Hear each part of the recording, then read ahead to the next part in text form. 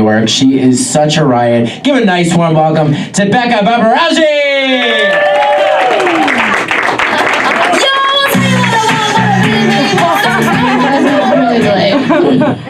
Really? Sorry, my legs are super small coming up here. I always wanted to be a comedian that sat on stools, you know? But getting on it, it's gonna look really awkward for me. So I'm not gonna do that. I'm really glad there's a dentist in the audience because I don't have insurance, so I'm just gonna take a second. I have a chipped tooth, not even kidding. I have a chipped tooth. It got filled, and then I feel like it's chipped. Am I gonna be okay? Okay. It's just been webmd.com and then you.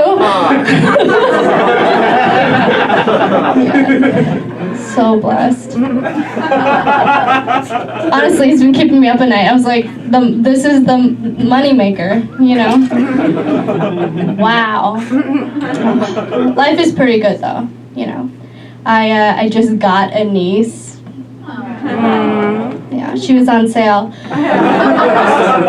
It was a really good deal. It was one of those buy one, give it back whenever she does something gross.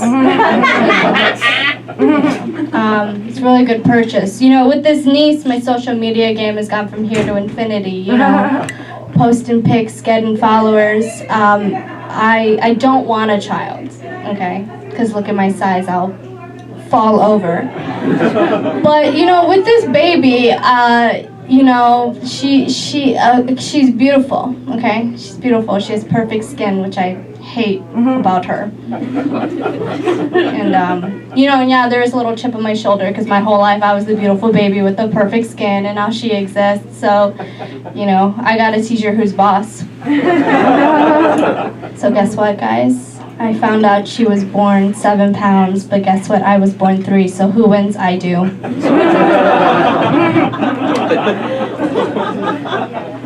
It's gonna be a skinny baby. You know, she just doesn't know how to act around people, you know, because you hold her and she just falls asleep. Such a fucking slut.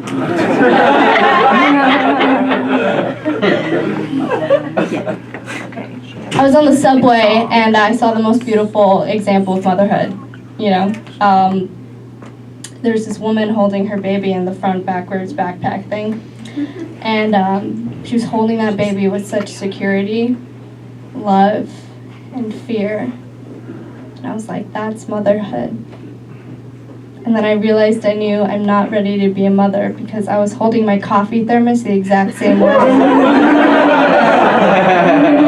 Because if you love something, you gotta show it. Big life choices are not something I'm very interested in doing, you know, because I turned 27 this year, thank you so much. And you know, I've been with my boyfriend for like 4.5 years, almost 5. Let's just say 5 because I plan ahead. And, you know, everyone's always asking us, like, when are you gonna marry? When are you gonna, you know, be adults? And I was on board for marriage for like a hot second. You know, but I went to my first wedding last summer and just like not worth it. I spent $600 to be wowed by 15 seconds. You know, I could just waited to see it on Facebook. You know, I would have loved emojied it. Would have been the same thing. I was thinking like the wedding day is supposed to be the best day of a woman's life. Like we've heard this, you know. And I was like, what would be the best day of my life? And I think it would be a day that I like make a bunch of plans and then cancel them and nobody says anything. No. Like I would love to get married to my boyfriend of almost 7 years, you know, but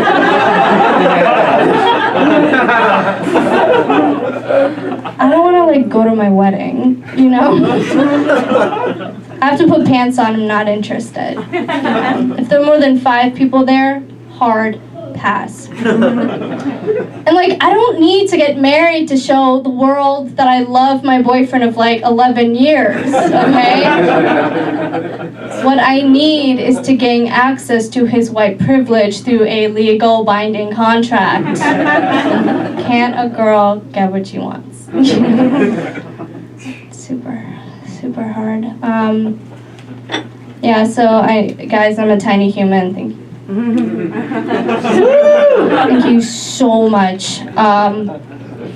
I get confused for children a lot. You know, there are advantages of being a tiny human. There are disadvantages of being a tiny human. Advantages, I can fit in small spaces. You know, when I turn sideways, I disappear. And thank you so much for calling me skinny. Disadvantages, you know, elbows in the face all the time.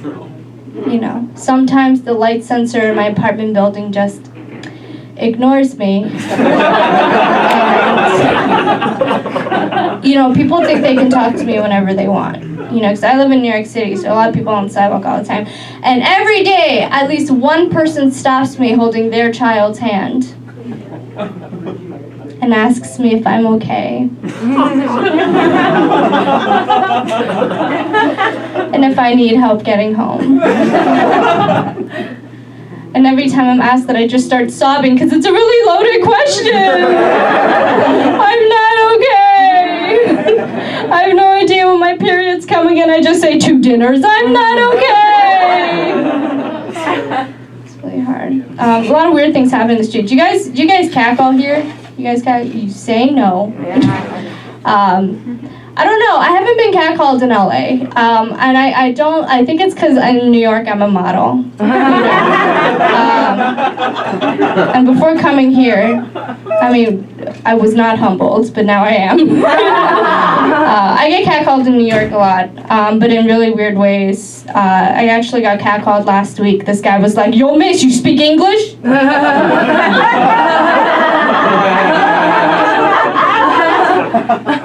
I was like, "Yeah."